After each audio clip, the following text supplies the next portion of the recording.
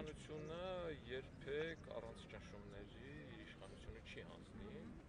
Ճշմարտ տարբերակները բազմաթիվ են։ Ռաֆայոս Հովհաննիսյանը իր տարբերակն է ընտրել,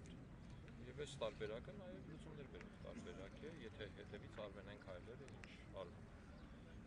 Ինչ վերաբերում է մտածեմ, որ իշխանությունների հոգեբանության վրա սա կարող է լուրջ ազդեցություն ունենալ,